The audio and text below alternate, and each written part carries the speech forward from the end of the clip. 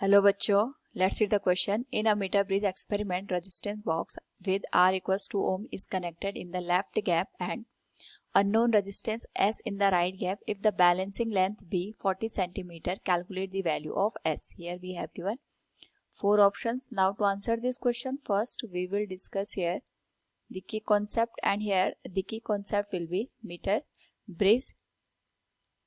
तो हमारे पास जो मीटर ब्रिज होता है इसका यूज हम यहाँ पे अननोन रेजिस्टेंस को फाइंड आउट करने के लिए करते हैं. इसमें हमारे पास दो गैप होते हैं, एक लेफ्ट गैप और दूसरा राइट गैप, और यहाँ पे हम कनेक्शन बनाते हैं मैग्नेट वायर का. इसके साथ यहाँ पे गैल्वेनोमीटर कनेक्ट होता है. इसमें जॉकी का यूज करके हम एक बैलेंसिंग लेंथ को मेजर करते हैं, और जो लेफ्ट गैप और राइट गैप होता है इसमें हम रेजिस्टेंस को ऐड कर देते हैं, क्योंकि हमें पता है रेजिस्टेंस की जो वैल्यू होती है that is given as rho into L divided by A. यानी हमारे पास अगर हम यूनिफॉर्म क्रॉस सेक्शनल एरिया की बात करें तो जो रेजिस्टेंस डिपेंड करता है वो लेंथ के ऊपर डिपेंड करता है. तो जहाँ पे बैलेंसिंग हमारे पास पॉइंट आता है हम उस लेंथ को एल कंसिडर करते हैं from the left hand side, और यहाँ पे हम 1 मीटर की वायर का यूज करते हैं यानी 100 सेंटीमीटर. तो जो रिमेनिंग लेंथ होती है वो 100 माइनस एल के बराबर हो जाती है. तो इस केस में अगर बैलेंस ब्रिज है तो हम रेजिस्टेंस का रेशियो लेते हैं in terms of the length, that is given as, अगर हमने यहाँ पे L by R कर दिया, L is the resistance of the left gap and R is the resistance of the right gap, it will be given as in the ratio of length that will be L divided by 100 minus L.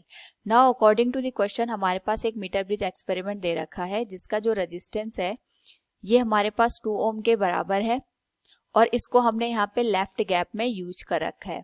Next हमारे पास यहाँ पे एक unknown resistance S है जिसकी value हमें calculate करनी है. जो लेंथ है ये 40 सेंटीमीटर के बराबर हमें दे रखी है. तो अगर हम इसके करस्पॉन्डिंग रेशियो देखेंगे तो हमारे पास जो वैल्यू निकल के आएगी that will be given as R divided by S. यहाँ पे लेफ्ट गैप और राइट गैप के करस्पॉन्डिंग हमने रेशियो ले लिया and it will be given as L divided by 100 minus L के बराबर. तो ये वैल्यू आ गई 2, this will be S, this will be 40 and this will be 100 minus 40, that will become 60. तो यहाँ से जो वैल्यू है हम उसको लिख सकते हैं 2 by S equals 40 divided by 60. 0 से 0 कैंसिल होगा, इट विल बी 2 2 जा 4, 2 3 जा 6, 2 से 2 कैंसिल हो गया. एस की जो वैल्यू आएगी दैट विल बी 3 ओम. यानी हमारे पास जो राइट गैप है उसमें जो रेजिस्टेंस की वैल्यू आएगी वो 3 ओम के बराबर आएगी. So from the given question we can say calculate the value of S, this will be 3 ohm. Option B will be the right answer. Hope all you understood it. Thank you and best of luck.